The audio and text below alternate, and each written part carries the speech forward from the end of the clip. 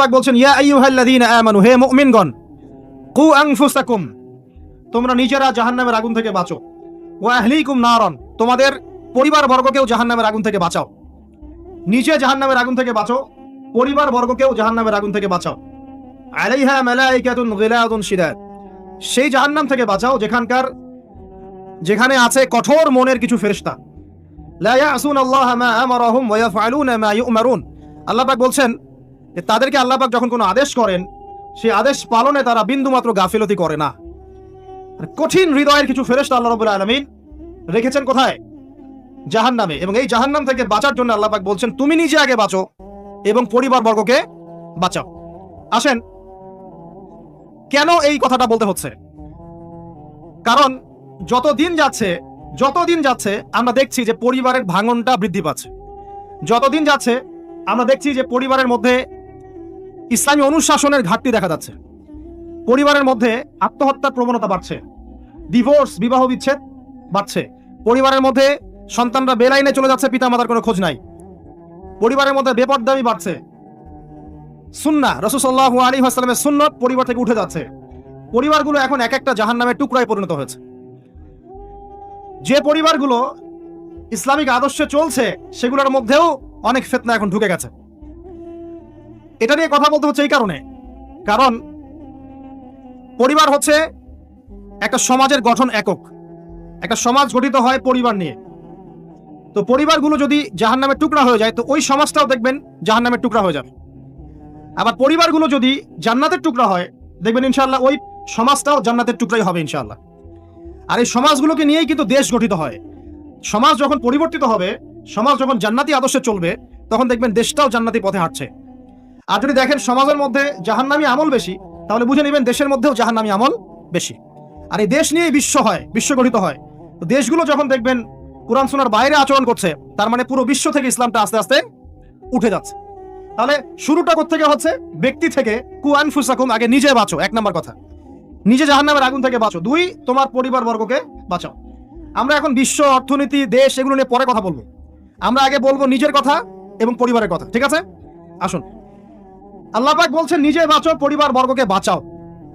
তার মানে আত্মকেন্দ্রিকতার কোনো সুযোগ নাই ইসলামে, যে আমি নিজে বাঁচলাম যথেষ্ট, আর কারো দিকে দেখার দরকার নাই। এই আত্মকেন্দ্রিকতার সুযোগ ইসলামে নাই। পরিবার বর্গকেও বাঁচাতে হবে, এটা আপনার উপর নৈতিক একটা ধর্মীয় দায়িত্ব। আসুন, আমরা প্রথমে কোরআন থেকে দেখি যে কোরআনুল কারীমের মধ্যে এরকম জান্নাতি পরিবারের উদাহরণ আছে কিনা, ঠিক আছে? তারপরে আসবো আমরা ওই জায়গায় যে নবী সাল্লাল্লাহু আলাইহি ওয়াসাল্লাম শেষ জামানায় পরিবারগুলো কেমন হবে এই ব্যাপারে কি বলেছেন। তারপরে ইনশাআল্লাহ আমরা আসবো কিছু পরিসংখ্যানে, যে এখনকার কিছু পরিসংখ্যান আপনাদেরকে দিব যে পরিবারগুলোর মধ্যে কি চলছে, ঠিক আছে? আর সর্বশেষে গিয়ে আমরা আলোচনা করবো ইনশাআল্লাহ যে এই সমস্যাগুলো থেকে উত্তরণের পথ কি। 4টা পার্ট আছে আলোচনায়। কয়টা পার্ট? 4টা পার্ট। আগে আমরা দেখব প্রথমে কোরআন এবং সুন্নাহে আদর্শ পরিবার গঠনের ব্যাপারে আল্লাহ পাক কি কি নসিহত করেছেন, 1 নাম্বার। তারপরে যাব রাসূল সাল্লাল্লাহু আলাইহি ওয়াসাল্লাম শেষ জামানায় পরিবারগুলোর অবস্থা কি করুণ হবে এই ব্যাপারে কি কি হাদিস বলেছেন। তারপরে আমরা আসবো কিছু পরিসংখ্যানে, যে দেশে এবং বিশ্বে পরিবারের ভাঙনের কিছু পরিসংখ্যান। আর তারপরে আসবো আমরা যে পরিবারগুলো এখন আমরা কিভাবে গঠন করব আর কি কি কাজ করলে এই পরিবারগুলো জান্নাতের টুকরা হবে ইনশাআল্লাহ, ঠিক আছে? তো আলোচনা একটু মনোযোগের সাথে শোনার চেষ্টা করতে হবে। আল্লাহ পাক সবাইকে তৌফিক দান করুন, আমিন। কোরআন খুলি আমরা এবার। কোরআন কি নিয়মিত খোলা হয় ভাই? প্রত্যেকদিন কোরআন তেলাওয়াত করেন কারা কারা? হাত তোলেন দেখি। মাশাআল্লাহ। এবার হাত নামান। প্রত্যেকদিন ফেসবুক চালান কারা কারা? হাত তোলেন দেখি। সত্যি সত্যি বলবেন। হ্যাঁ, মাশাআল্লাহ। এখন বোঝেন আল কোরআনের আলো কি ঘরে ঘরে জ্বলবে? যখন প্রথম প্রশ্নের হাত উঠবে কম আর দ্বিতীয় প্রশ্নের হাত উঠবে বেশি, বুঝবেন যে কোরআনের সাথে জনগণের সম্পর্ক কমে গেছে। আর যখন দ্বিতীয় প্রশ্নে হাত উঠবে কম, ফেসবুক চালান কারা কারা? হাত কম, অল্প মানুষ চালায়। কোরআন পড়েন কারা কারা নিয়মিত? সবাই হাত তুলছে, তখন বুঝবেন সমাজ পরিবর্তন হয়েছে। তো প্র্যাকটিক্যাল কথায় আসি, আমরা এখন কোরআনের দিকে যাই। যাওয়ার আগে এতটুকু রিকোয়েস্ট করবো যে কোরআনটা আল্লাহর ওয়াস্তে মৃত্যুর আগে একবার খতম দেওয়ার চেষ্টা করেন। পারবেন না? ইনশাআল্লাহ। আর আপনার মৃত্যু কবে আসবে আপনি তো জানেন, তাই না? জানেন তো? না জানলে এভাবে চলতে পারেন কিভাবে? মানুষ যদি মৃত্যু সম্পর্কে মানে কি বলবো, সন্দিহান না হয়ে যায়, তাহলে এমন ভাবে কিভাবে চলতে পারে? মানুষ যদি মৃত্যু সম্পর্কে গাফেল নাই হবে, তাহলে এভাবে কিভাবে চলতে পারে যে নামাজের কোনো খোঁজ নাই, রমজানের কোনো খোঁজ নাই, যাকাতের খোঁজ নাই, পর্দার খোঁজ নাই? কোরআন তেলাওয়াতের খোঁজ নাই, দিনই এলেম চর্চার কোনো খোঁজ নাই, উম্মার জন্য কিছু করবে ফুরসত নাই, সারাদিন ওই দুনিয়াদারি আর ব্যবসা আর ওই চাকরি আর পরিবার আর সন্তান, রান্না বান্না, হ্যাঁ, তারপরে যে ফেসবুক, ইউটিউব, ইন্টারনেট, আড্ডাবাজি করা, গার্লফ্রেন্ড ইত্যাদি ইত্যাদি। মানুষ যদি মৃত্যু সম্পর্কে সচেতনই হবে তাহলে এগুলো কি হতে পারে? তার মানে সচেতনতার ঘাটতি আছে। তো আল্লাহর ওয়াস্তে জীবনে একটাবার হলেও কোরআনটাকে অর্থসহ পড়ার চেষ্টা করেন ইনশাআল্লাহ। আর সামনে রমজান আসার আগেই কোরআনটাকে বিশুদ্ধ করে পড়বেন, তিলাওয়াত করা শিখবেন এবং একটা খতম দিয়ে শেষ করবেন। পারবেন? আল্লাহ পাক তৌফিক এনায়েত করুন। প্রত্যেকদিন 5টা 10টা করে পৃষ্ঠা পড়ার চেষ্টা করেন। পারা যাবে না? না, সময় কোথায় আমাদের? আমাদের সায়েন্স আছে, আর্টস পড়তে হয়, কমার্স পড়তে হয়, বিসিএস কোচিং করতে হয়, কম্পিউটার সায়েন্স পড়তে হয়, কত কি পড়তে হয়। আমাদের কি কোরআন পড়ার সময় আছে ভাই? হ্যাঁ, এগুলো শেষ করার পর যদি কোরআনে একটু সময় দেওয়া যায় তখন 2-3 পৃষ্ঠা তাড়াতাড়ি পড়ে বন্ধ করে রেখে দেওয়া লাগে। তারপরে বের করবো কখন? ওই আব্বা মারা যাবে ওই দিন। তারপর বের করবো কখন? আব্বার 40-এর দিন, মায়ের 3 দিনের দিন, হ্যাঁ, বাপের বছরকির দিন। এইসব স্পেশাল দিনে আমরা কোরআনটাকে বের করব। যখন দেখবেন কোরআন আপনার বাসায় পড়ে আছে আর কোরআনের উপরে ধুলা জমে গেছে, তখন বুঝবেন যে আপনার কলবেও ধুলা জমে গেছে, আপনার কলবের মধ্যে এখন পরিচ্ছন্নতা নাই, নূর নষ্ট হয়ে গেছে। এই কারণেই তো কোরআনের উপর ধুলা পড়েছে। সুবহানাল্লাহ। যেই কিতাবের ফলে আল্লাহ রাব্বুল আলামিন মুসলিমদেরকে সর্বোচ্চ সম্মানিত করেছেন, ওই কিতাব এখন মুসলিমরা পড়তে চায় না। দুনিয়ার সব পড়া পড়তে চায়, এটা পড়তে চায় না। কোরআন সুন্নায় কিছু থাকলে ওই বিষয়টা মুসলিমরা মেনে চললে মানুষ বলে এরা মৌলবাদী, মানুষ বলে এরা ধর্মান্ধ, মানুষ বলে এরা ব্যাকডেটেড, কত শব্দ। এবং এই শব্দগুলো নাকি সো কল্ড প্রগতিশীলদের পক্ষ থেকে আসতেছে। এখন কোরআন আল্লাহ পাক নাজিল করেছেন, আল্লাহর জ্ঞান বেশি না আমার জ্ঞান বেশি? কোরআন আল্লাহ পাক নাজিল করেছেন তার রাসূল মুহাম্মদ সাল্লাল্লাহু আলাইহি ওয়াসাল্লামের উপরে, নবীর জ্ঞান বেশি না আমার জ্ঞান বেশি? তো এই কোরআন এবং সুন্নাহ যা আছে আমি তো মানবই অন্ধভাবে, কারণ আমার জ্ঞান তো তার চেয়ে বেশি নয়। এখানে আল্লাহ পাক সমস্ত বিষয়ের সমাধান দিয়েছেন। তো সমাধান আল্লাহ পাক দিয়ে থাকলে আমার মানতে সমস্যা কোথায়? সমস্যা আছে? আমি কি আল্লাহর চেয়ে বেশি বুঝি? আমি কি নবীর চেয়ে বেশি বুঝি? এরা যদি বলে আমরা আল্লাহর চেয়েও বেশি বুঝি, নবীর চেয়েও বেশি বুঝি, এরা মুরতাদ, দাসত্বের বাইরে গিয়ে নয়। আর আল্লাহ পাকে দাসত্বের 5 পয়সা পরোয়া না করে নিজেকে যদি স্বাধীন মনে করে, সে তো শয়তানের চালা। কথা কি বুঝতে পারছেন? আসেন, এই যে আমাদের পিতামাতাকে ওখান থেকে নামিয়ে দেওয়া হলো, তারা দুজন কিন্তু এই পৃথিবীতে যে কষ্টের জীবন তারা কিন্তু একসাথে অতিবাহিত করছেন, করেন নাই? তো এই যে কষ্ট দুঃখ একসাথে পথ চলা, স্বামী স্ত্রীর এই যে একটা বন্ধন, মায়াবী একটা হৃদ্যতার বন্ধন, এটাই হচ্ছে পরিবারের ভিত্তি। আমি আদর্শ পরিবারের দিকে যাচ্ছি আস্তে আস্তে ইনশাআল্লাহ। কোরআন থেকে আপনাকে কয়েকটা দলিল দিচ্ছে। এবার দেখবেন তাদের সন্তান হাবিল কাবিল, ওই যে কি হলো, কাবিল হাবিলকে করেন নাই? কাবিল হাবিলকে হত্যা করলো। এখানে হত্যার মূল কারণ কি ছিল? হিংসা। কাবিলের কুরবানি কবুল হচ্ছে না, হাবিলেরটা হচ্ছে। তার মানে বুঝলাম পৃথিবীতে ফাসাদ ছড়িয়ে পড়বে, পরিবারে ফাসাদ ছড়িয়ে পড়বে, তার অন্যতম একটা কারণ হচ্ছে ঈর্ষা বা হিংসা। আসলে ঈর্ষা হিংসা এক জিনিস নয়, এখানে মূল কারণ হচ্ছে হিংসা। তো আমাদের পরিবার জান্নাতের টুকরা হবে ইনশাআল্লাহ যদি স্বামী স্ত্রীর মধ্যে হিংসা না থাকে, পরিবারের সদস্যদের মধ্যে পরশ্রী কাতরতা না থাকে। একটু মনোযোগ দেন, তারপরে সামনে যান। ওই যে নূহ আলাইহিস সালামের নাম শুনেছেন? আচ্ছা, কত বছর দাওয়াত দিয়েছেন বলেন? এই তো মাশাআল্লাহ 950 বছর। 950 বছর দাওয়াত দেওয়ার পর 40 বা 80টা পরিবার ইসলাম কবুল করেছে। বাকিরা আল্লাহ পাকের গজবে ডুবে গেছে। এখন ডুবে যাওয়ার মধ্যে কি তার ছেলেও ছিল না? নূহ আলাইহিস সালাম আল্লাহকে বলছেন, আল্লাহ ইন্নাহু মিন আহলি, সে আমার পরিবারের একজন, তাকে হেফাজত করে বাঁচাও, আল্লাহ মাফ করে দাও। আল্লাহ পাক বলছেন লাইসা মিন আহলি, সে তোমার পরিবারের কেউ না। এখান থেকে আরেকটা দলিল দেই, লুত, কওমে লুতের নাম শুনেছেন? ওরা সমকামী, ছেলে ছেলে বিয়ে করে, যেটা এখন ছড়িয়ে পড়ছে দিন দিন। প্রতি 10 জনের মধ্যে নাকি একজন এখন মনে করে যে ছেলে ছেলে বিয়ে করা যায়। নাউজুবিল্লাহ। এবং এর এই সভ্যতাটা ধারক বাহক হচ্ছে পশ্চিমারা। ওখানে অনেক আগেই এগুলো চালু হয়ে গেছে। আমেরিকাতে তো চালু আছেই, ব্রিটেনে আছে, কানাডায় আছে, অস্ট্রেলিয়া আছে, আমাদের ভারতেও আছে। আর দিন দিন এখন এটাই যে আমাদের সাবকন্টিনেন্ট বাংলাদেশ, এখানেও ঢুকে পড়েছে। এবং এদের সংগঠন আছে, এদের পতাকা আছে, পতাকার মধ্যে রংধনুর সাইন আছে। হ্যাঁ, এরা এখন বাক স্বাধীনতার কথা বলে। তো ছেলে ছেলে বিয়ে করতো, এটাও কোরআনে পেয়েছি, কিন্তু মেয়ে মেয়েও যে বিয়ে করে এটা কোরআনে পাই নাই। এখন দেখছি মেয়ে মেয়েও বিয়ে করে। কথা কি বিশ্বাস করছেন না? মেয়ে মেয়ে পর্যন্ত বিয়ে করে।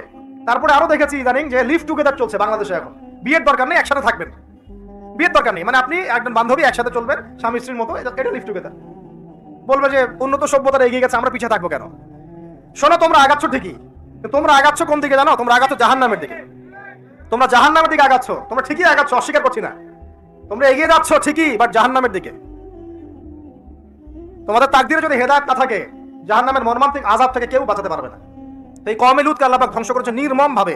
ফেরেশতাদের পাখা দিয়ে পুরো জাতিটাকে তুলে, ওই যে কওমে লূত, জর্ডান, ডেড সি, ওই জায়গাটা, উপর থেকে পাথর বর্ষণ করে রজম করে উল্টা দিকে আবার দফন করে দেওয়া হয়েছে। তো এই কওমে লূতের নবীর নাম ছিলেন লূত আলাইহিস সালাম, ঠিক আছে? তার স্ত্রী পর্যন্ত কিন্তু ঈমান আনে নাই, ঠিক নূহ আলাইহিস সালামের স্ত্রীর মতোই। নূহ আলাইহিস সালামের সন্তান স্ত্রী ঈমান আনে নাই, লূত আলাইহিস সালামের স্ত্রী ঈমান আনে নাই। এবার এখান থেকে আমাদের পারিবারিক হেদায়েতটা কি বলেন?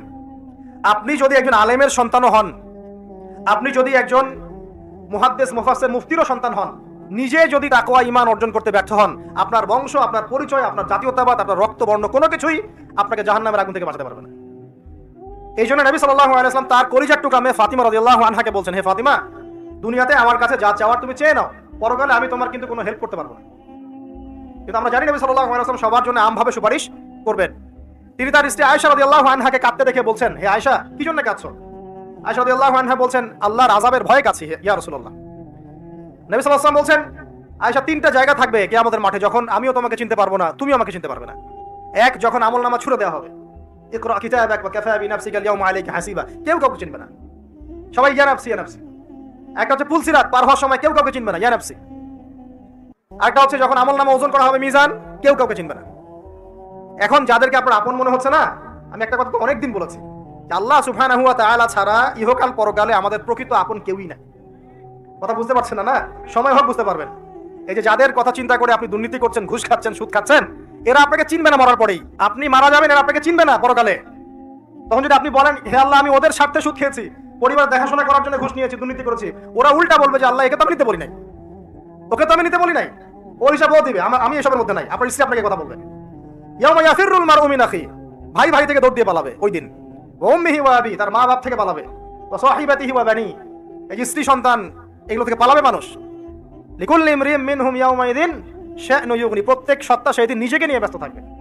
তো এখান থেকে শিক্ষা দেখেন যে পরিবার আদর্শ হবে যখন পরিবারের প্রত্যেকটা মানুষ নিজেকে নিয়ে ভাববে যে আমি কতটুকু ইমানদার হয়েছি। আমি কার সন্তান সেটা বড় কথা নয়, আমি কতটুকু ইমানদার হতে পেরেছি, কতটুকু মুত্তাকি হতে পেরেছি, আল্লাহওয়ালা হতে পারলাম, এটা মূল কথা। ফেরাউনের স্ত্রী আসিয়া, ফেরাউনের আন্ডার থেকেও সে মুমিনা হয়েছে, হয় নাই? ফেরাউন যে বড় কাফের, এই কারণে কি তার স্ত্রী শাস্তি পাবে? পাবে না। বরং আমাদের নবীজি মেরাজের রাতে গিয়ে দেখেছেন এবং গন্ধ পেয়েছেন যে সুঘ্রাণ ছড়াচ্ছে একটা জায়গা থেকে। তখন জিবরাইল আলাইহিস সালামকে জিজ্ঞাসা করলেন যে এখানে এত সুন্দর ঘ্রাণ কোত্থেকে আসছে? জিবরাইল আলাইহিস সালাম বললেন, এটা হচ্ছে ফেরাউনের স্ত্রী আসিয়ার ওই ঘর যেটা আল্লাহ পাক তার জন্য জান্নাতে মানে বানিয়েছেন, ওইখান থেকে এই সুঘ্রাণ আসছে। সুবহানাল্লাহ।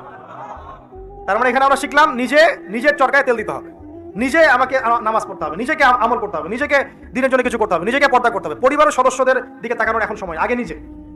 না হলে নবী পরিবারের সদস্য হয়েও দেখেন জাহান্নামে মানুষ যাচ্ছে। এবার সামনে যাই, চলেন।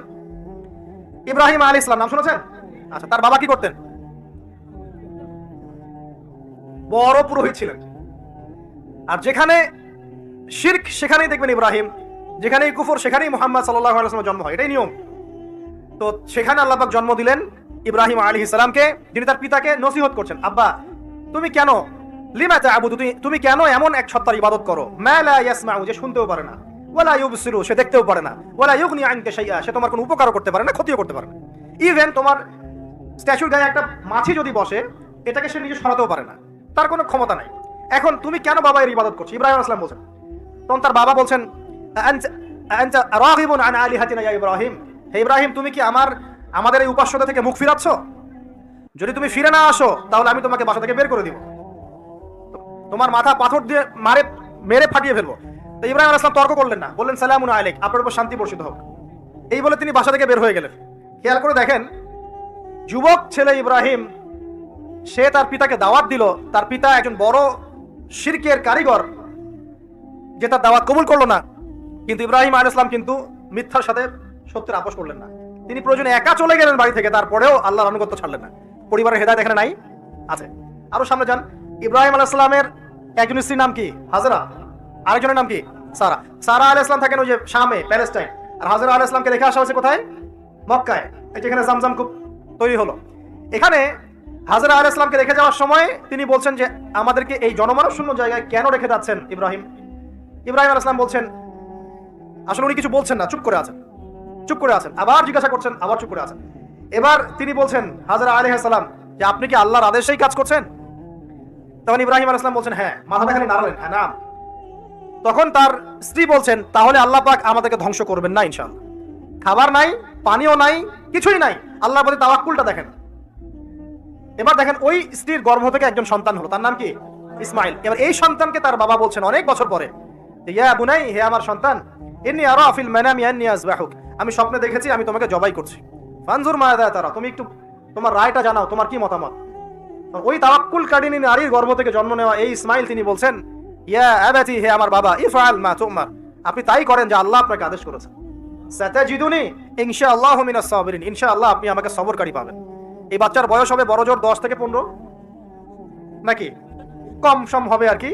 তো এই প্রজন্মের আমাদের জেনারেশনকে দেখেন না, আমি গতকালকে গুগল সার্চ করে দেখেছি যে বাংলাদেশের 11 থেকে 19 বছর বয়সী যে বাচ্চারা আছে, কিশোর, এরা এখন সবচেয়ে বেশি পর্ন দেখে, সবচেয়ে বেশি। এবং কলেজ পড়ুয়াদের, স্কুল কলেজ পড়ুয়ার মধ্যে 77%ই পর্ন দেখে। এবং ইন টোটাল হিসাব করে দেখা যায় বাংলাদেশে 92% মানুষ পর্নাসক্ত, মানে পর্নাসক্ত না হলেও পর্ন দেখে। ওই যে কিশোর ইসমাইলের চেতনা দেখেন আর আমাদের এই যুব সমাজের চেতনা দেখেন, পার্থক্যটা করেন আপনি, তাহলে বুঝতে পারবেন কিভাবে রেভলিউশন হয়েছে ইসলামের, এখন কেন হচ্ছে না আপনি নিজেই বুঝতে পারবেন। আমাদের কারণেই হচ্ছে না। আসেন এবার এই সন্তানকে যে জবাই করার ঘটনা, আল্লাহ পাক হাদিয়া পাঠালেন, তাকে জবাই করতে হলো না, এখান থেকে আমরা কুরবানির ঈদ পালন করছি, তাই না? আচ্ছা, এখানে আমি পরিবারের হেদায়েত হিসাবে এটা ফাইন্ড আউট করছি আপনাদের জন্য যে যদি পরিবারের নারীরা হয় এই হাজরা আলাইহা সালামের মতো সহনশীলা, সবরকারিণী এবং তাওয়াক্কুলকারিণী, তখনই গিয়ে তাদের গর্ভ থেকে ইসমাইলের মতো সন্তান জন্ম হবে ইনশাআল্লাহ। যাদেরকে আল্লাহর জন্য কুরবানি করতে চাইলে তারা বলবে কোনো সমস্যা নাই, প্রয়োজন আল্লাহর জন্য কুরবান হয়ে যাবে। তো এখানে কার ভূমিকা বেশি, বাবার না মায়ের? তাকে কিন্তু তার বাবা মানুষ করেননি, তার বাবা ওইখানে থাকেন সিরিয়ায়, শামে, মাঝে মাঝে আসা যাওয়া করেন। তার বেশিরভাগ সময় তাকে প্যারেন্টিং কে করেছে? তার মা। ওই মায়ের গর্ভ থেকে এমন সন্তান আশা করা যায়? তো এখনকার এই সিরিয়াল দেখা মেয়েদের গর্ভ থেকে এমন সন্তান আশা করা যায়? এখনকার ওইসব মেয়েদের গর্ভ থেকে আশা করা যায় এটা স্বামী দিতে পারলে সে খুশি, দিতে না পারলে অসন্তুষ্ট, বেজার? স্বামীকে প্রেসার দিতে দিতে, মানসিক কষ্ট দিতে দিতে স্বামীকে বুড়া বানায় ফেলে দিয়েছে। আমাদের নবীজি দোয়া করতেন আল্লাহর কাছে, আল্লাহ আমি এমন স্ত্রী থেকে তোমার কাছে আশ্রয় চাই যে আমাকে বৃদ্ধ হওয়ার আগেই বুড়া বানায় ফেলবে। বৃদ্ধ হওয়ার আগেও স্ত্রী চাইলে স্বামীকে বুড়া বানাতে পারে। দেখা যায় অনেক সময় অনেক পরিবার স্ত্রীদের মানসিক টর্চারের কারণে স্বামীরা স্ট্রোকের শিকার হয়, এরা মোরতাদ, কাফের হয়ে গেছে। ইসলামের সাথে কোনো সম্পর্ক নাই। যদি নাম হতে পারে আব্দুর রহমান, আব্দুর রহিম, হ্যাঁ, মুজাহিদুল ইসলাম নাম হতে পারে, ইসলামের সাথে কোনো সম্পর্ক নেই। যদি কোরআন এবং সুন্নাহকে ব্যঙ্গ করে বা মনে করে এর মধ্যে সবকিছু সমাধান নাই, অন্য আরো উৎসের দরকার আছে। তো মুসলিমদের আকীদা হবে কেমন? কোরআন এবং সুন্নাহ আল্লাহ নাজিল করেছেন, এখানে আল্লাহ পাক মানবতার প্রতিটা বিষয়ের সমাধান দিয়েছেন, ঠিক আছে? এবার এই সমাধানগুলো মেনে চলার জন্য আমাকে আগে পড়া শিখতে হবে, তারপরে আমাকে এর অর্থটা জানতে হবে, এর উপর আমল করতে হবে, কোরআনের দাওয়াত মানুষকে দিতে হবে, তখনই না ইনশাআল্লাহ একটা কোরআনিক সমাজ গড়ে উঠবে, তাই নয় কি? তো কোরআনিক সমাজ গড়ে উঠলে কি অমুসলিমদের অসুবিধা আছে? কোরআন তাদের স্বার্থ সর্বোচ্চ অগ্রাধিকার দিবে না? একটা অমুসলিম যদি একটা ইসলামিক স্টেটের মধ্যে নির্যাতনের শিকার হয়, জুলুমের শিকার হয়, এবং ওই জুলুম যদি কোনো মুসলিম তার উপর করে থাকে, তখন ইসলামিক স্টেটের প্রধান যিনি, যে কোর্ট এবং ল থাকবে, ওই মুসলিমকে শাস্তির আওতায় এনে বিচার করতে হবে। এত সাম্যের ধর্ম ইসলাম। আমরা আসলে ইসলাম বুঝিও না, ইসলাম পড়িও না। কিছু মানুষের কর্মকাণ্ড দেখে আমরা ইসলাম সম্পর্কে ধারণা করি, তাই না? কিছু দাড়ি টুপিওয়ালা মানুষ যদি অন্যায় করে, আমরা মনে করি ইসলাম মনে হয় এমনই। দাড়ি টুপি রেখে সিগারেট খাচ্ছে, দাড়ি টুপি রেখে আপনার সুদ খাচ্ছে, দাড়ি টুপি রেখে ঘুষ নিচ্ছে, দুর্নীতি করছে, তখন মানুষ মনে করে মুসলিমরা মনে হয় এমনই। আসলে ইসলামের সাথে কি ওদের কোনো সম্পর্ক আছে? ওদের নাম খালি আব্দুর রহমান, আব্দুর রহিম হতে পারে। তাহলে প্রকৃত ইসলামটা আপনি কোথায় পাবেন প্রিয় অমুসলিম ভাই বোন? প্রকৃত ইসলামটা পাবেন আপনি কোরআন এবং হাদিসে। ওইটা পড়ে আপনি ইসলাম সম্পর্কে ধারণা করেন। মুসলিমদেরকে দেখে ইসলাম সম্পর্কে ধারণা করার দরকার নাই। কারণ এখন আমাদের মধ্যে গরমের বিষয় খুব কমই আছে। মুসলিমই তো দেখেন দুর্নীতি করছে, মুসলিমই ঘুষ খাচ্ছে, মুসলিমই সুদ খাচ্ছে, তা আমাকে দেখে আপনি কি শিখবেন? একজন বড় স্কলার যিনি আগে অমুসলিম ছিলেন, পরে মুসলিম হয়েছেন, বড় দায়ী এবং আলেমও হয়েছে, তিনি বলেছেন একটা কথা যে আমি যদি ইসলাম কবুল করার আগে মুসলিমদেরকে দেখে কবুল করতাম, তাহলে মনে হয় আমি ইসলাম কবুল করতাম না। বরং আমি ইসলাম কবুল করার আগে কোরআন এবং সুন্নাহ ঘাটাঘাটি করে রিসার্চ করেছি, তারপরে আমি আল্লাহকে চিনেছি। তো আমাদের দাওয়াত থাকবে প্রত্যেক মুসলিম অমুসলিম সবার কাছে যে আগে কোরআন এবং সুন্নাহটা পড়েন। এটা পড়ে আপনি দিন সম্পর্কে একটা ধারণা পাবেন। আমার ব্যবহার, চরিত্র, আমার কার্যকলাপ দেখে আপনি নাও পেতে পারেন। এটা তো সেই যুগ না যে মুসলিমদের চরিত্রের মধ্যে একটা দাগও নাই, এটা কি সেই যুগ না? আল্লাহ পাক আমাদের সবাইকে কোরআন সুন্নাহ বোঝার তৌফিক দান করুন, এবং আল্লাহ পাক যাদের মনের মধ্যে স্বচ্ছতা আছে, অনেস্টি আছে, আল্লাহ পাক তাদেরকে হেদায়েত দান করুন, আমিন। আসুন সামনে যাই। এই কোরআন পড়তে লাগবে না ভাই, নিয়মিত পড়া লাগবে না, এর সাথে হাদিসের চর্চা করা লাগবে না? ফাজাইলে আমল বইটা বাসায় আছে নাই? মুনতাখাব হাদিস বইটা আছে বাসায়, তারপরে ফয়জুল কালাম এই বই আছে, রিয়াদুস সালেহিন বই আছে, মিশকাতুল মাসাবি বইটা আছে। এই সব বইগুলো বাংলা হয়ে গেছে না এখন? বাসায় একটু কেনা যায় না ভাই? নাকি আপনি তো গার্লফ্রেন্ডের সাথে খাইতে বসলে 1000 টাকা বিল হয় না? আর খাওয়ার সময় তো তারা আপনাকে খসানোর জন্যই খেতে বসে, আর আপনাকে খসানোর আগে আরো 2 টাকা খসা এসে আসছে। ওই খবর তো আপনি জানেন না, যখন জানবেন তখন ব্রেকআপ হয়ে যাবে। এটা ট্রেন্ড হয়ে গেছে। তো এই যে টাকা পয়সা নষ্ট হয় না ভাই, চায়ের দোকানে বসলে টাকা নষ্ট হয় না? বসলে 100 টাকা যায়, টাকার কোনো দাম আছে এখন? 500 টাকার কোনো মূল্য আছে? 1000 টাকাতে কিছু হয় এখন? তো টাকার কিন্তু কোনো মূল্য নাই, কমতেছে, আরো দিন যাবে না আরো কমবে। এটাকে আমি বলিনি আগে, বা এক শ্রেণীর স্কলার বলেন নাই, যত দিন যাবে দেখবেন আরো কমতে থাকবে। তো এখানে বলি সাস্টেইনেবল সম্পদ কি হবে তাহলে? জমি জমা হতে পারে, গোল্ড হতে পারে, আপনার সিলভার হতে পারে, আপনার গবাদি পশু হতে পারে, ব্যবসা ইনভেস্টমেন্ট হতে পারে, সাস্টেইনেবল অ্যাসেটে আসে। তো টাকা পয়সা আমরা কিন্তু প্রচুর অহেতুক নষ্ট করে ফেলি। এগুলো জমায় বইপত্র কিনে বাসায় পার্সোনাল একটা লাইব্রেরি করা যায় না? খুব কষ্ট হবে। এটা আল্লাহর জন্য যদি করি, আল্লাহ পাক রিজিকে বরকত দিবেন না? রিজিক কি আমার হাতে না আল্লাহর হাতে? আপনার রিজিক যতটুকু আছে এটার একটা দানা না খেয়ে কি আপনি মরবেন? তাহলে আপনি যদি দিনের জন্য খরচ করেন তাহলে কি আল্লাহ আপনার রিজিক কমাই দিবে নাকি আরো বাড়াই দিবে? আমাদের সবাইকে আল্লাহ পাক দিনের জন্য খরচ করার তৌফিক দান করুন, এবং পরিবারের জন্যও খরচ করবেন। আমি ওইদিকে পরে আসছি। সবচেয়ে উত্তম ব্যয় সেটাই যেটা মানুষ পরিবারের জন্য করে। মুয়াজ বিন জাবাল রাদিয়াল্লাহু আনহুকে নবীজি বলেছেন সাল্লাল্লাহু আলাইহি ওয়াসাল্লাম, তোমার সামর্থ্য অনুযায়ী পরিবারের পিছনে ব্যয় করবে। আপনার যদি পরিবারের পিছনে বেশি ব্যয় করার সামর্থ্য থাকে আপনি তাই করবেন, কম সামর্থ্য হলে কম ব্যয় করবেন, সামর্থ্য অনুযায়ী করবেন। আল্লাহ পাক তৌফিক দান করুন, আমিন। তো প্রিয় ভাইরা, এই কোরআনের মধ্যে একটা সূরা আছে, সূরা তাহরিম। কি নাম? এই তাহরিম সূরার 6 নম্বর আয়াতে আল্লাহ পাক বলছেন, ইয়া আইয়ুহাল্লাযীনা আমানু, হে মুমিনগণ। মুমিন কারা? আমরা না? মুমিন কারা? যারা আল্লাহকে বিশ্বাস করে, রাসূলকে বিশ্বাস করে, যারা আসমানি কিতাব সমূহে বিশ্বাস করে, ঠিক আছে, রাসূলগণকেও বিশ্বাস করে, আগের রাসূলগণকে বিশ্বাস করে, পরকালে বিশ্বাস করে, জান্নাত জাহান্নাম মিজান পুলসিরাত এগুলোতে বিশ্বাস করে, এবং তাকদীর বা ভাগ্যের ভালো মন্দে বিশ্বাস করে। এরা কি মুমিন না? শর্ত হচ্ছে মুমিন হতে হলে আপনাকে অন্তরে বিশ্বাস করতে হবে, মুখে স্বীকারও করতে হবে, কাজেও বাস্তবায়ন করতে হবে। নাকি শুধু মুখে বললেই হবে? নামাজ পড়ি না তাতে কি হয়েছে, আমার অন্তর ঈমান পরিপূর্ণ, বলি না আমরা? আমি তো কোনো পাপ করি না, নামাজ পড়বো কেন, বলে না? হ্যাঁ। তো নামাজ পড়ে না যদি কেউ বলে যে ভাই নামাজ না পড়া তো কুফরি, তখন আবার খেপে যায়, আমাকে কাফের কেন বললেন? আপনি বেশি জানেন, আমি কাফের না। তো এটা এটা হচ্ছে হঠকারিতা, উদ্ধত আচরণ। তো ঈমানের শর্ত পূর্ণ হতে হলে আমলও তো দরকার আছে, নাকি? এখন আমল করতে গিয়ে আপনার কম বেশি হতে পারে, আপনি পাপ করে ফেলতে পারেন। তখন যখনই পাপ হবে উঠে দাঁড়ান, আবার ফিরে আসেন, ওযু করেন, 2 রাকাত নামাজ পড়েন, আবার তওবা করেন, আবার পথ চলেন, পাপ হবে না? পাপ হয়েছে বলে কিন্তু কেউ কাফের হয়ে যাবে না। মনে করেন ইমানদার মানুষ পথ চলতে চলতে জিনা করে ফেলেছে, হতে পারে না? হতেই পারে। তো এখন কি সে কাফের হয়ে যাবে? না, সে বড়জোর জালেম হতে পারে, ফাসেক হতে পারে। সে তওবা করে ফিরে এসে আবার আল্লাহর খাঁটি বান্দা হওয়ার সুযোগ আছে। তো তাকে কি হত্যা করা যাবে? যাবে না। তো এই বিষয়টা খেয়াল রাখবেন যে ঈমানের জন্য 3টা শর্ত। 1, অন্তরে বিশ্বাস, 2, মৌখিক স্বীকৃতি, এবং 3 কি বলেন? কাজে বাস্তবায়ন। মাশাআল্লাহ। এখন আল্লাহ পাক এই মুমিনদেরকে বলছেন যে কু আনফুসাকুম, নিজে এখন জাহান্নামের আগুন থেকে বাঁচো। মানে ঈমান এনেছি বলেই কিন্তু তাহলে জাহান্নামের আগুন থেকে বাঁচা যাচ্ছে না।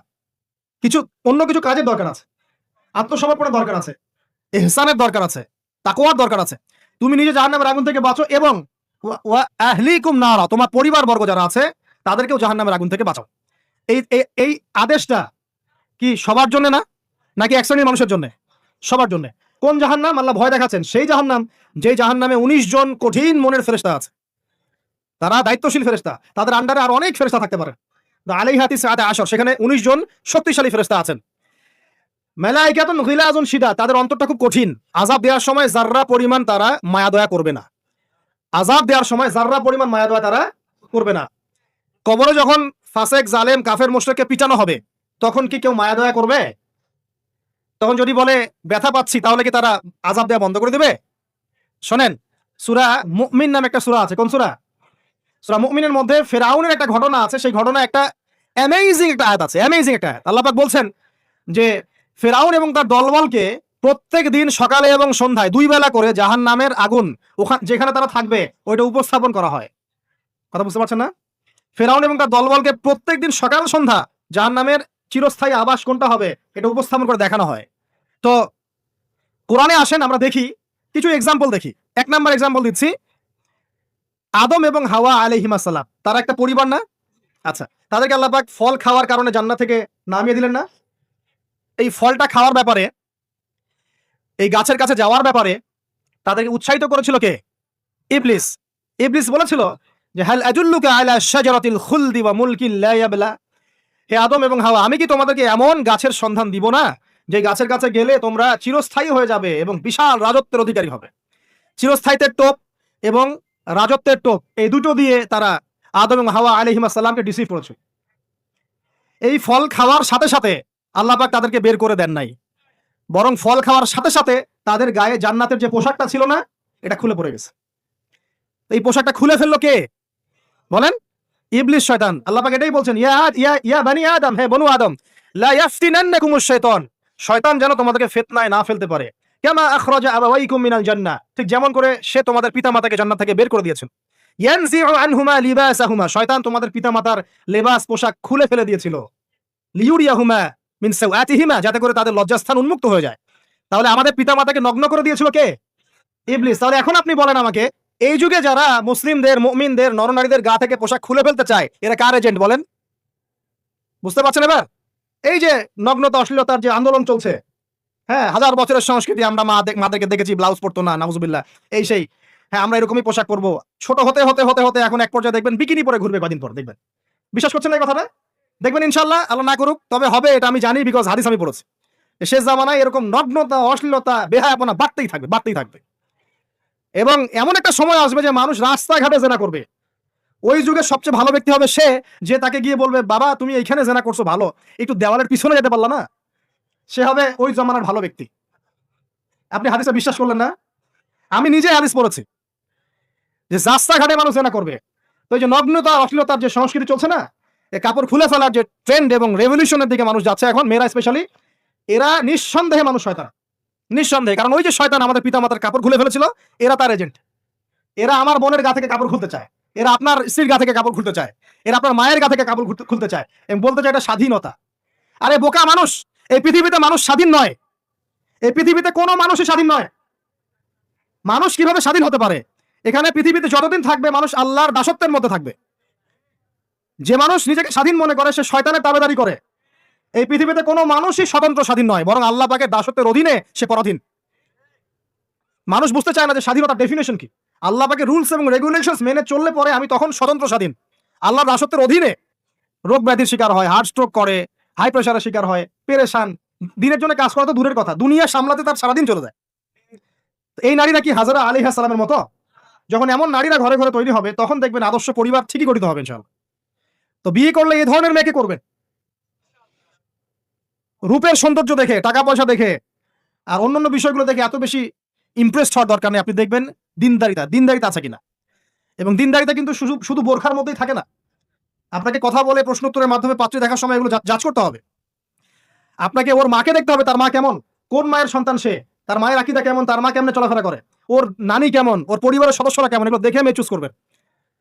এই যে নসিহতগুলো করছি, যারা আনম্যারিড, তোমার জন্য এগুলো শোনার চেয়ে বেশি দামি। এই ডিসিশনটা এত এত গুরুত্বপূর্ণ যে জীবনে যদি এটাতে ভুল করে ফেলেন কখনো, সারাটা জীবন আপনাকে এই বোঝা টানতে হবে। এবং এমন কষ্ট আসবে যেটা আপনার ওই যে বিয়ের পর নতুনত্বর সাময়িক সুখা থাকে 1 বছর, 2 বছর, 2.5 বছর, 3 বছর পরে দেখবেন সারা জীবনটা জাহান্নাম হয়ে গেছে। তো একটা নসিহত, বাড়ির স্ত্রীরা এবং বোনরা যদি হাজরা আলাইহিস সালামের মতো হতে পারে, ইনশাআল্লাহ তাআলা আদর্শ পরিবার গড়ে উঠবে ইনশাআল্লাহ। আল্লাহ পাক তৌফিক এনায়েত করুন, আমিন। আরো সামনে যান। এখানে দেখেন, লুকমান হাকিম নাম শুনেছেন? তিনি একজন বিজ্ঞ মানুষ ছিলেন। অনেকে বলেছেন নবী ছিলেন, কেউ বলেছেন নবী ছিলেন না। যাই হোক, তিনি তার সন্তানকে কিছু নসিহত করছেন। কি চমৎকার নসিহত! তিনি সন্তানকে নসিহত করছেন, ইয়া বুনাইয়া, হে আমার ছোট্ট বৎস, লা তুশরিক বিল্লাহ, তুমি আল্লাহর সাথে কাউকে শরীক করো না।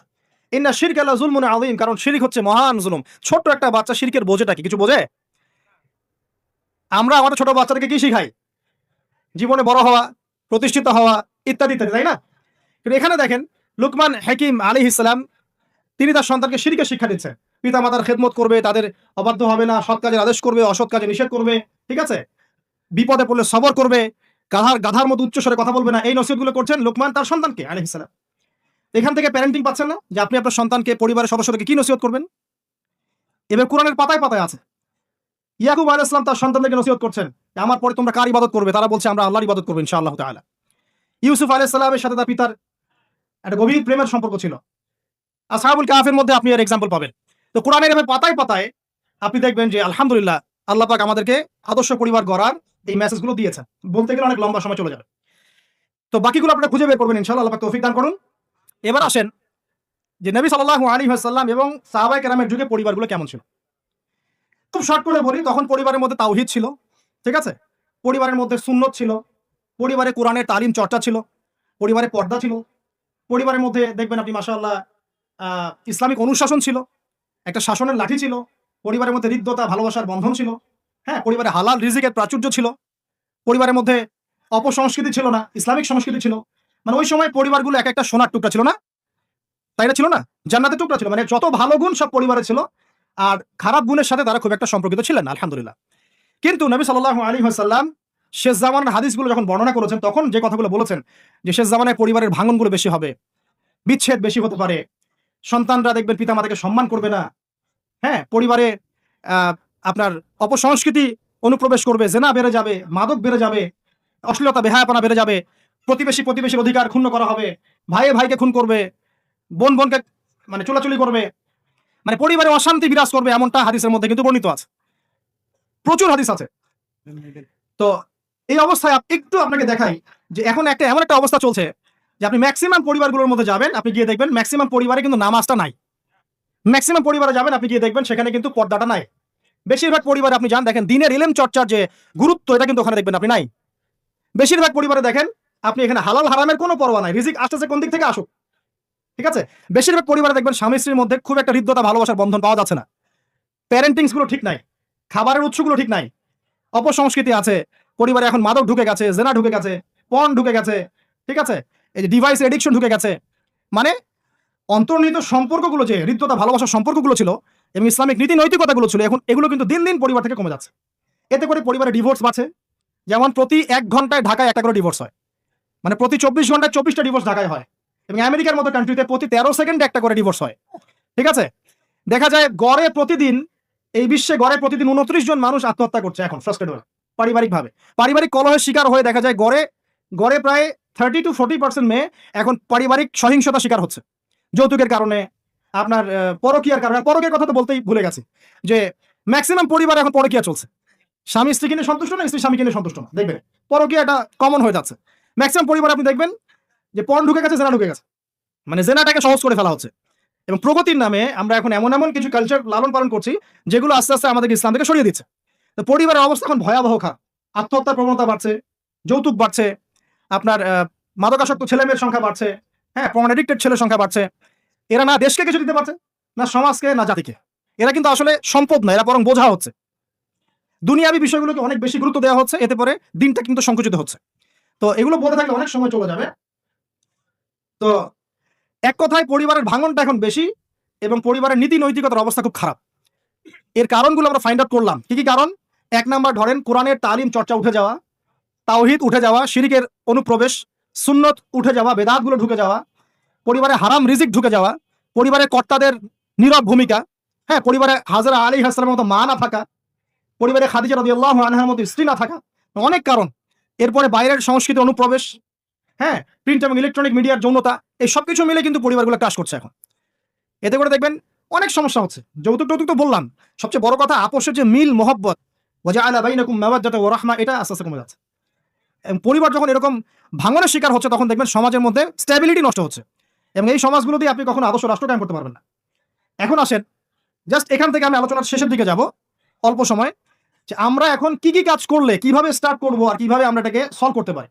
এই সলিউশনটা 2 রকম। 1 নম্বর হচ্ছে যারা অলরেডি পরিবারে ঢুকে গেছেন তাদেরকে অন্য জায়গা থেকে শুরু করতে হবে। মানে যারা অলরেডি পরিবারে ঢুকে গেছেন, আপনাদেরকে তওবা করে ফিরে এসে আবার শুরু করতে হবে। আর যারা পরিবারে এখনো ঢোকেন নাই, আপনারা এখনো সৌভাগ্যবান। এখন থেকে যদি আপনারা এই নসিহতগুলো মেনে চলতে পারেন, ইনশাআল্লাহ আপনার পরিবারটা 8-10টা পরিবারের মতো হবে না ইনশাআল্লাহ। প্রথমে বলি তাদের কথা, যারা পরিবারে ঢুকে গেছি আমরা, তাদের কাজ কি? তাদের প্রথম কাজ হচ্ছে ঠান্ডা মাথায় বিশ্বের পরিস্থিতি, সমাজ দেশের পরিস্থিতিগুলো নিয়ে চিন্তা করা, ঠান্ডা মাথায়, যে হচ্ছেটা কি আসলে। যখন দেখবো যে না আসলে ভালো কিছু হচ্ছে না, খারাপ হচ্ছে, তখন আপনার ভুলটা কোথায় সেটা আপনাকে ফাইন্ড আউট করতে হবে। আপনার ভুলটা কোথায় ছিল? আপনি এমন কাউকে বিয়ে করেছেন যে ফ্যামিনিস্ট, আপনি এমন একটা পরিবার গঠন করেছেন যেখানে আপনি কোরআনটা চালু করতে পারেন নাই, সবাই নামাজ পড়ছে না, সবাই পর্দা করছে না, হ্যাঁ, নিয়মিত তালিম হচ্ছে না। এখন আপনার কাজ কি? আগে তওবা করে ফিরে এসে আপনি জ্ঞান চর্চা শুরু করেন। আপনি নিজে রোল মডেল হয়ে দেখান, জ্ঞান চর্চা করে, আমল করে, পর্দা করে, ইসলামের জন্য কিছু করে একটা রোল মডেল স্থাপন করে দেখান, দেখিয়ে পরিবারকে আহ্বান করেন যে তোমরাও এদিকে আসো। এবং আপনার যত ক্ষমতা আল্লাহ পাক দিয়েছেন পরিবারে, অর্থনৈতিক ক্ষমতা বা স্বামী হিসেবে ক্ষমতা, বাবা হিসেবে ক্ষমতা, এটা আপনি পরিবারে প্রয়োগ করে পরিবারটাকে লাইনে আনার চেষ্টা করেন। এরপরে চেষ্টা করতে যদি কোনো কাজই না হয় শেষ পর্যন্ত, অ্যাটলিস্ট আপনি আপনার দায়িত্ব পালন করেছেন। এখন তাদের ভার আল্লাহর হাতে ছেড়ে দেন, আপনি আপনার কবরের ফিকির করেন, ব্যাস। যার যার হক তাকে তাকে দিয়ে দেন, নিজের হকটা আল্লাহর কাছে চেয়ে নেন। আর দ্বিতীয় হচ্ছে তারা যাদের পরিবার এখনো শুরু হয়নি, আপনারা কিভাবে স্টার্ট করবেন। প্রথমে বলবো জ্ঞান চর্চা এখনই করে নেন, জ্ঞান অর্জনটা এখনই করে নেন। পরিবার গঠন হয়ে গেলে অনেক রেসপন্সিবিলিটি আসবে, তখন ডিফিকাল্ট। তো জেনারেল লাইনের পড়া, ইসলামিক পড়া একটা ব্যালেন্স করেন। আমি বলছি না জেনারেল পড়া ছেড়ে দেন, আমি এটা কখনো বলি নাই। ওটা পড়াশোনা করেন, ইসলামিক পড়াশোনাগুলো করেন, একটা ব্যালেন্স করেন। করে আপনি 5 ওয়াক্ত নামাজ শুরু করেন, আল্লাহর রাস্তায় সময় লাগান, কোরআন তেলাওয়াত করেন, আলেম ওলামার সোহবতে যান, হ্যাঁ, আত্মশুদ্ধিমূলক কাজ করেন, সমাজ কল্যাণমূলক কাজ করেন। পাশাপাশি আরো বলবো যে দিনী কাজে ব্যস্ত থাকেন, ভালো কাজে ব্যস্ত থাকেন। এভাবে নিজের ভিতরটাকে আগে পরিশুদ্ধ করে নেন। এরপর আপনি একটা হালাল রিজিকের চেষ্টা করেন, একটা হালাল পবিত্র রিজিক, হোক সেটা কৃষিকাজ। লজ্জার কিছু নাই, কৃষিকাজ লজ্জার কোনো প্রফেশন নয়, গর্বের প্রফেশন। কারণ আল্লাহ পাক বহু নবীকে রাখালি করিয়েছেন, পশুপালন করিয়েছেন। জানেন, মুসা আলাইহিস সালামকে আল্লাহ পাক পশুপালন করিয়েছেন 8 বছর 10 বছর। এগুলো কোনো লজ্জার প্রফেশন নয়, এটা গর্বের প্রফেশন। আপনি হালাল রিজিক, অর্থনীতি হোক, আপনার কৃষিভিত্তিক হোক, বা ব্যবসা করেন হালাল কোনো, বা গভর্নমেন্ট জব, বড় বড় গভর্নমেন্ট জবের জন্য ট্রাই করেন, সেটাও ভালো। যদি না পান, বেসরকারি জব পান, আলহামদুলিল্লাহ। খেয়াল রাখবেন, জব করতে গিয়ে, ব্যবসা করতে গিয়ে এবং রিজিকের সন্ধান করতে গিয়ে আপনার নামাজ যেন ছুটে না যায়, আপনার রিজিকে হারাম যেন ঢুকে না যায়, আপনাকে যেন সুদ খেতে না হয়, আপনাকে যেন ফ্রি মিক্সিং এ যেতে না হয়। এগুলো খেয়াল রাখেন। খেয়াল রেখে একটা হালাল রিজিকের সোর্স আগে বের করেন। প্রয়োজন উদ্যোক্তা হন, নতুন কিছু উদ্যোগ গ্রহণ করেন, উদ্যোক্তা হয়ে নিজে কিছু প্রতিষ্ঠা করে দেখান, এমন কিছু করেন। এরপরে আপনি বিয়ের ফিকিরটা করেন, রিজিকের ব্যবস্থাটাকে করে নেন, তারপরে ওদিকে যান। আপনার আপন ভাই হিসেবে আমি কথাগুলো বলছি, মনে করেন। এরপরে আপনি যখন বিয়ে করবেন, বললাম তো, মেয়ের জাস্ট দিনদারিতা দেখবেন। হ্যাঁ, এর উপর যদি সৌন্দর্য থাকে, আলহামদুলিল্লাহ, বংশ ভালো হয়, আলহামদুলিল্লাহ, মেয়ের অর্থ সম্পদ আছে, আলহামদুলিল্লাহ। যদি এগুলোর কোনোটাও না থাকে, দিনদারিতা থাকে, জাস্ট ওটাকে দেখেন, আর কিছু দেখা দরকার নেই, কিছু দেখা দরকার নেই। এরপরে আরেকটা কথা বলতে ভুলে গেছি, যে আপনি এই লেভেলে যাওয়ার আগে নিজেও পবিত্র থাকার চেষ্টা করেন। আপনি নিজে জেনায় যায় না, নিজে পড়নে যায় না, নিজে হারাম অ্যাফেয়ার্সে যায় না। যদি আপনি যান, তাহলে আল্লাহ পাক কিন্তু আপনাকে পবিত্র স্ত্রী নাও দিতে পারেন। এটাই আল্লাহ পাকের নীতি, যে একজন পবিত্র মানুষ পায়। ঠিক আছে, যে যেমন আল্লাহ পাক তাকে তেমন মিলিয়ে দেন, এটা আল্লাহ পাকের একটা সুন্নাহ। এর ব্যতিক্রম হতে পারে, কিন্তু আপনি যদি পবিত্র না থাকেন, আপনি পবিত্র স্ত্রী নাও পেতে পারেন। আপনি আগে নিজে পবিত্র থাকেন, তারপরে আপনি এখন মেয়ে দেখেন। আলহামদুলিল্লাহ, বললাম দিনদারিতা প্রাধান্য দেন। এখানে হাদিসে এটা বলা হয় নাই যে 4টা গুণ দেখে বিয়ে করো, বরং বলা হয়েছে 4টা গুণ দেখে সাধারণত বিয়ে করা হয়। ঠিক আছে, করো আদেশটা এমন নয়, ইনকাহ কথাটা এমন নয়, বা ইনকাহু এমন নয়, তুনকাহু মানে বিয়ে সাধারণত করা হয়। কেউ টাকা দেখে, কেউ সৌন্দর্য দেখে, কেউ দেখে বংশ। তুমি দেখো দিন, নবীজি বলছেন তুমি দিন দেখো, তাহলে তোমার হাত ধুলে ধূসরিত হবে, মানে ধ্বংস হয়ে যাবে তুমি। আর দিন দেখার ক্ষেত্রে শুধু বাইরের গেটআপটা যথেষ্ট নয়, তার পড়াশোনা দেখেন, তার হিস্ট্রি ঘাটবেন, তার অতীতে সে কোথায় কোথায় পড়াশোনা করেছে, কি করেছে, খোঁজ খবর নেবেন। হুট করে তাড়াহুড়া করে কোনো ডিসিশন নিয়ে ফেলবেন না, এটা খুব ভুল করে মানুষ। ঠিক আছে, তার হিস্ট্রি ঘাটেন, যে সে কোথায় পড়াশোনা করেছে, কি করেছে না করেছে, তার পরিবারের বায়োডাটা ঘাটেন, তার পরিবারের সদস্যরা কেমন, নামাজ পড়ে কিনা, তার ইসলামের প্রতি কেমন ধারণা পোষণ করে, তার মাকে দেখেন, তার মা পর্দা করে কিনা, তার মা ইসলামের উপর আছে কিনা, তার নানিকে দেখেন, তার পরিবার বর্গকে দেখেন, তারপর একটা আপনি ডিসিশন নেওয়াটা সহজ হবে। এগুলোর চেয়ে ব্যতিক্রম হতে পারে, ওই আজারের পরিবার ইব্রাহিমের জন্ম হতে পারে, ফেরাউনের আন্ডারে আসিয়ার জন্ম হতে পারে, থাকতে পারে, কিন্তু এটা ব্যতিক্রম। নর্মালি কিন্তু সবসময় এমনটা হয় না। যে প্যারেন্টিংস দিয়ে তারা বড় হয়েছে, ওই প্যারেন্টিংস তাদের মধ্যে থেকে যায়।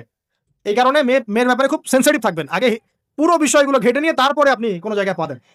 তারও আগে ইস্তেখারা করবেন আল্লাহর কাছে, যে আল্লাহ, আমি তোমার কাছে ইস্তেখারা করছি, আমি জানি না যে কোনটা আমার জন্য ভালো হবে, কোনটা খারাপ। আল্লাহ, এটা যদি আমার জন্য ভালো হয় সহজ করে দাও, যদি খারাপ হয় আল্লাহ দূর করে দাও। নিজের উপর চাপ নিয়েন না। তারপরে যদি দেখেন আলহামদুলিল্লাহ দিনদার, আর ডানে বামে দেখা দরকার নাই। যদি আপনি আপনার মনের মতো দিনদার পবিত্র একজন মেয়ে পেয়ে যান, আর যদি সে সুন্দরীও হয় মাশাআল্লাহ, আর ভালো বংশের হয়, তাহলে সারাটা জীবন তাকে নিয়ে কাটিয়ে দেন, আপনি হ্যাপি হবেন ইনশাআল্লাহ। ডানে বামে দেখার দরকার নাই। যদিও একাধিক বিয়ের অনুমতি আছে, কোরআন সুন্নাহয় সবকিছুই আছে, কিন্তু এখন বাস্তবতাটাও বুঝতে হবে। কিরকম, যে কোরআন সুন্নাহয় এমন অনেক কিছুই আছে যেটা বাস্তবে ইমপ্লিমেন্ট করাটা এতটাও সহজ না। যখন যারা করতে যায় তাদেরকে অনেক অনেক হ্যাসেল পোহাতে হয়, কারণ সমাজটা যেহেতু এমন না। কোরআন সুন্নাহয় আছে যদিও, কিন্তু সমাজটা এমন না, কারণ ওই ব্যক্তি কোরআন সুন্নাহ মানতে গেলে দেখা যায় সমাজ থেকে ব্যাপক হ্যারাসমেন্টের শিকার হয়। যদিও এটা তার দোষ না, এটা আল্লাহ পাক তাকে হয় পরীক্ষা করছেন, অথবা এই ওসিলায় তার গুনাহ মাফ করবেন। কিন্তু নরমালি যেটা চলছে, এখানে আপনি আপনার বেস্টটা নেন, যেটা অপশনাল সেদিকে যাওয়ার দরকার। এটা আমার নসিহত, কারণ সবার ওই শক্তি সামর্থ্য থাকে না যে সবকিছু সুন্দর মতো টাইটলি হ্যান্ডেল করতে পারে। আর বলা যত সহজ, করার ব্যাপারটা এতটাও সহজ নয়। সো আর এই তো জেনারেশনের মেয়ের তো দেখছেনই, পান থেকে চুন খসলেই দেখবেন যে বিশাল তুল কালাম হয়ে যাচ্ছে। তো যদি আপনাকে আল্লাহ পাক আপনার পবিত্রতার কারণে, আপনার ইমান আমলের কারণে খুশি হয়ে এমন একজন দিনদার, নেককার, পুণ্যবতী, সুন্দরী, সুশ্রী স্ত্রী দিয়ে দেন, আর ডানে বামে কখনো দেখবেন না, একদম তাকে নিয়ে পুরো লাইফটা কাটিয়ে দিন। ঠিক আছে? এরপরে দোয়া করবেন আল্লাহর কাছে, আল্লাহ এটার মধ্যে কল্যাণ বরকত দান করো। বিবাহের ক্ষেত্রে আপনি মোহরটাকে কম করবেন। আপনি মোহর মানে মেয়েদেরকে বলছি, মেয়ের বাবা থেকে বলছি, সামর্থ্য অনুযায়ী করবেন। ছেলের সামর্থ্য অনুযায়ী করবেন, তার উপরে বোঝা চাপিয়ে দিবেন না। কিয়ামতের আলামতের হাদিস আমি এটাও পড়েছি, শেষ জামানায় মোহর অনেক বেশি করা হবে, দেওয়া হবে কম।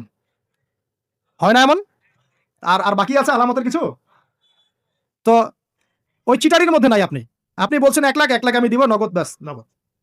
বলছেন 5 লাখ দেওয়ার সামর্থ্য আছে আমার, 5 লাখ দিব, এই যে নগদ শেষ। পরে মাফ নিয়ে নিব, এইসব বার্গেনিং আপনি নাই। আর এখনকার বিবাহগুলো দেখলে মনে হয় যে মেয়ের বাবা ছেলেকে বিক্রি করছে, আর ছেলের বাবা মেয়ে কিনছে। সবচেয়ে বেশি মোহর দেখা যায় যে চিটাগাং এরিয়ার দিকে আর কি। এবং আপনি জানেন কিনা সবচেয়ে বেশি বিবাহ বিচ্ছেদ ওই জায়গায় বেশি। বাংলাদেশে বিবাহ বিচ্ছেদ দেখা যায় যে প্রতি 24 ঘন্টায় দেখা যায় 28টা 29টা বাংলাদেশে। হ্যাঁ, শুধু তাই না, আমি দেখলাম যে 10 লক্ষ মেয়ে অতিরিক্ত আছে পুরুষদের তুলনায় সমাজে ঘুরে বেড়াচ্ছে, স্বামী নাই। 10 লক্ষ মেয়ে। এবং এই ডিভোর্স দেওয়ার ক্ষেত্রে দেখা গেছে যে মেয়েদের প্রবণতা বেশি। 70% মেয়ে ডিভোর্স দিয়েছে, ছেলে দেয় না। 30% ছেলে। তাহলে মেয়েদের সাইকোলজি চিন্তা করেন। ও মনে করছে আমি তো এখন শিক্ষিত হয়ে গেছি, তোমাকে আমার দরকার নাই, আমি চাকরি করে খাবো। খুব বেশি শিক্ষিত দরকার নাই আপনার, দিনী শিক্ষা আছে কিনা ওটা দেখবেন। ফ্যামিলিস্ট মেয়েদেরকে নেওয়ার দরকার নাই, আপনি নিবেন ইসলামিক অনুশাসনে চলে এমন মেয়ে। এরপর যখন পরিবার স্টার্ট হবে, আল্লাহর কাছে বরকত চাবেন, বিয়েটা সহজ করে নেবেন। যে বিয়েতে খরচ যত কম, সে বিয়েতে আল্লাহর বরকত তত বেশি। হাদিস। অলিমা হবে, মাশাআল্লাহ, আপনার বিবাহিত জীবন মোবারক হোক, দোয়া করি। এরপরে দেখবেন উভয়ের মাঝখানে আল্লাহ পাক আপনাদের মাঝখানে ভালোবাসা ঢালবেন ইনশাআল্লাহ। সূরা রুমের মধ্যে আল্লাহ পাক বলেছেন ওয়াজআলা বাইনাকুম মাওয়াদ্দাতা ওয়া রাহমা। আমি আল্লাহ স্বামী স্ত্রীর মাঝখানে ভালোবাসার ভ্রাতৃত্ব ঢেলে দিয়েছি। এটা আল্লাহ পাকের একটা আয়াত, নিদর্শন। এই ঢেলে দেওয়া মানে কিন্তু আবার সেই ঢেলে দেওয়া নয়। কথা কি বুঝতে পারছেন? আচ্ছা, তারপরে আসেন, এবার আপনি পরিবার গঠন করেছেন। এখানে আমি কয়েকটা কথা বলি যে উভয়ের মাঝখানে খুব চূড়ান্ত লেভেলের ভালোবাসা এটাই যথেষ্ট নয় পরিবার সুখী হওয়ার জন্য। পরিবারের মধ্যে এখন থাকতে হবে সলাৎ। কি থাকতে হবে ভাই? সলাৎ। পরিবারে থাকতে হবে কোরআন, পরিবারে থাকবে সুন্নাহ, পরিবারে থাকবে ইসলামী অনুশাসন, পরিবারে থাকবে খাস পর্দা।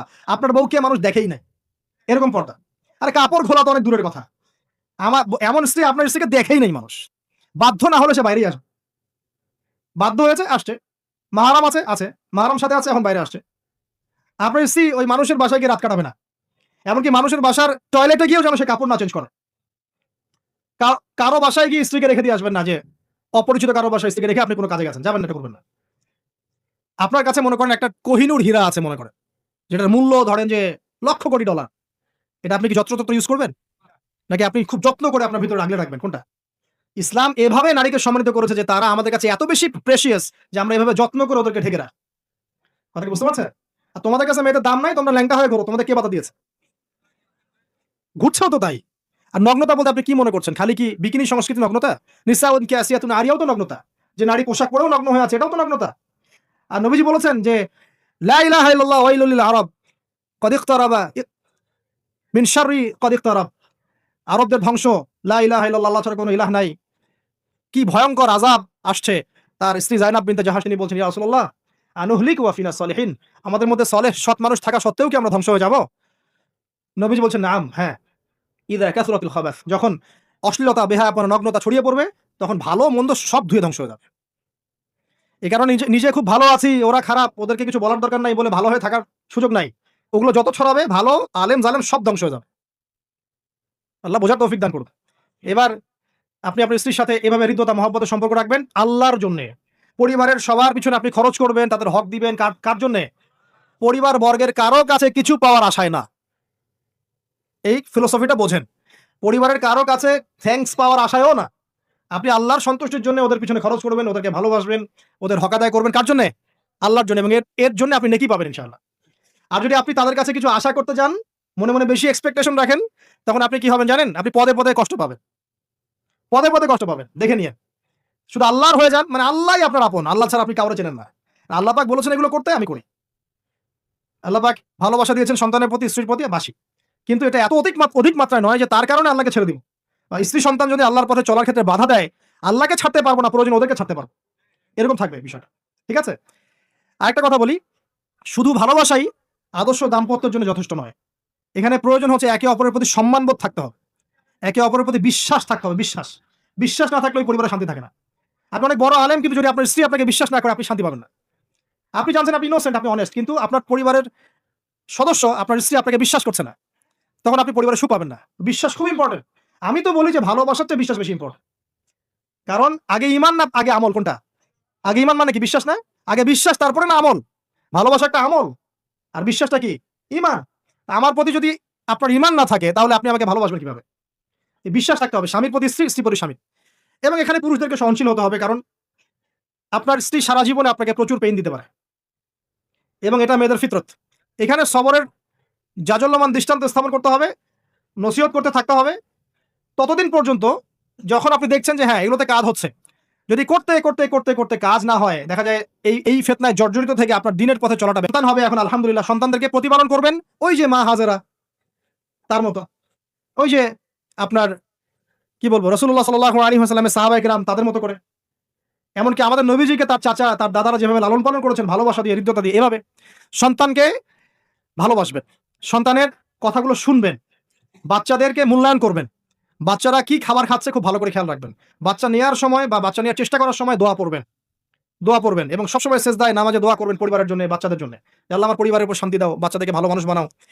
রব্বানা হাব লানা মিন আজওয়াজিনা ওয়া যুররিয়াতিনা কুররাতা আয়ুন ওয়াজআলনা লিল মুত্তাকিনা ইমামা। এই দোয়া বেশি বেশি করবেন। রব্বি হাবলি মিনাস সালিহিন বেশি বেশি করবেন।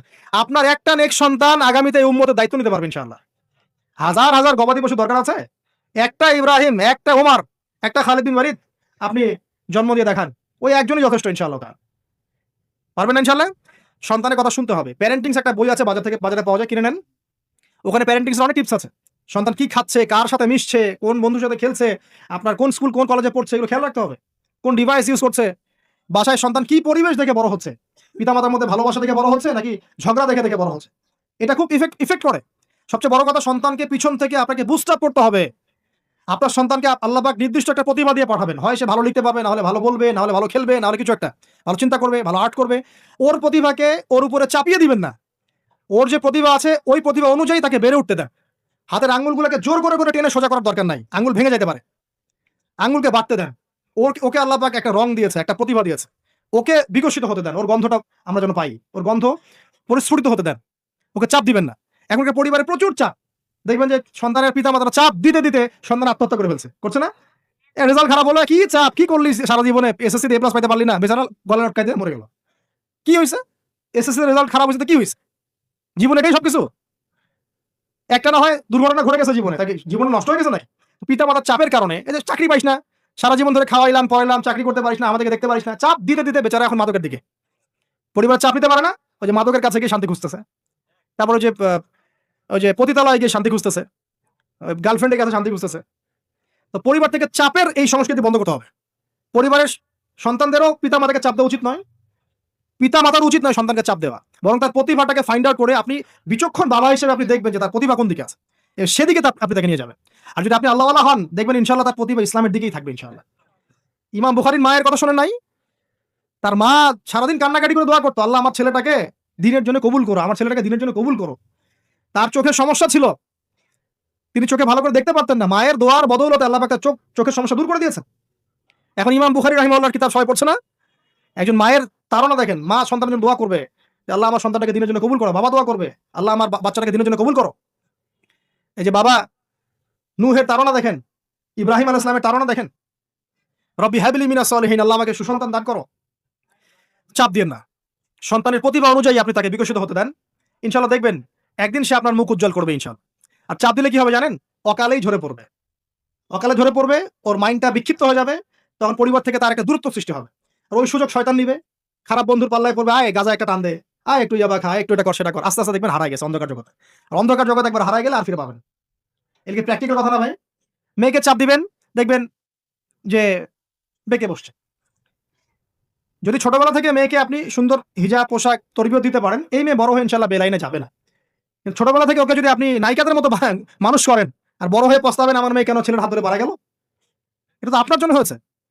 ছোটবেলা থেকে এই সন্তান অনুশাসনটাকে ঠিক করতে হবে।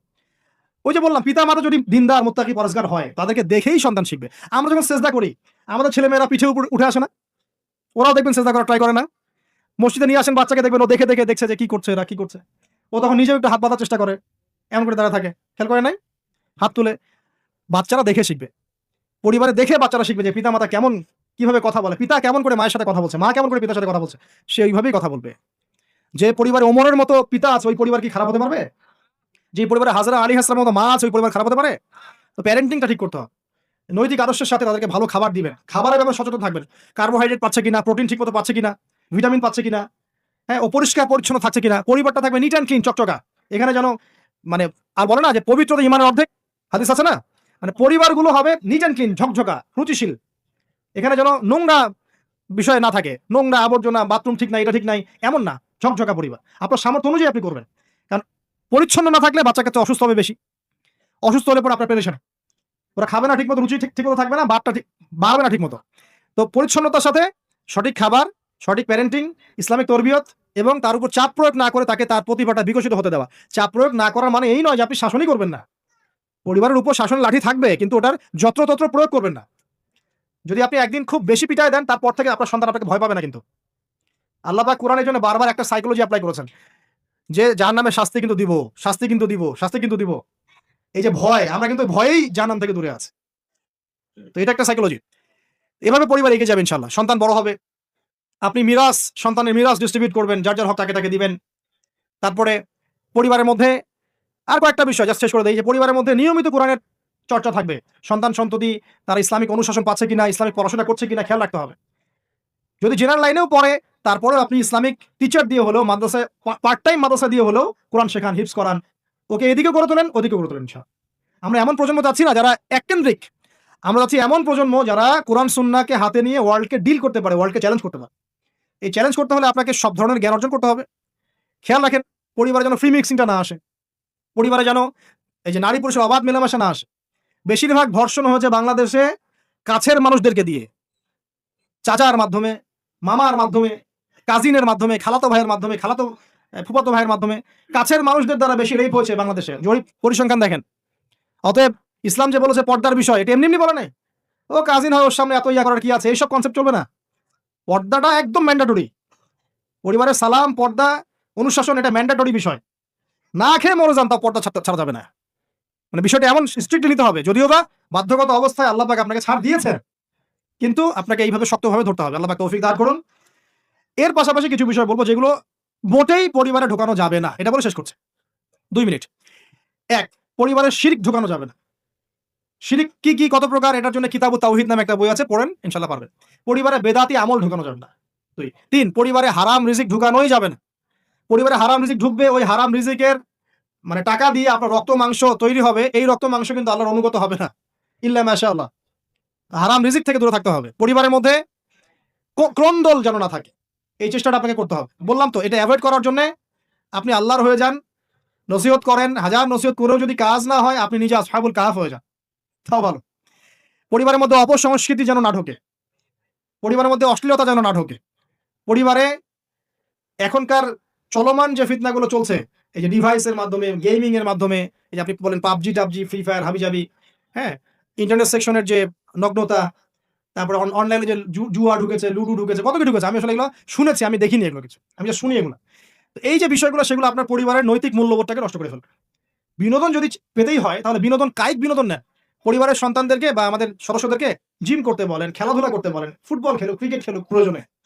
যদি গান শুনতে চান, ইসলামিক নাশিদ শোনেন, ঠিক আছে, কৌতুক চান, ইসলামিক রসিকতা করেন, ঘোরেন, প্রয়োজনে পরিবার বর্গকে নিয়ে ঘুরেন, দেশটা ঘুরে আসেন, ট্রাভেল করেন, ঘোরেন, আল্লাহর নিদর্শন দেখেন, এটাও তো এন্টারটেইনমেন্ট নাকি? পরিবারকে সময় দেন, পরিবারকে সময় দিয়ে আপনি এই যে প্রাকৃতিক বিনোদনের দিকে চলে যান, ডিভাইস কেন্দ্রিক বিনোদনের দিকে যান না।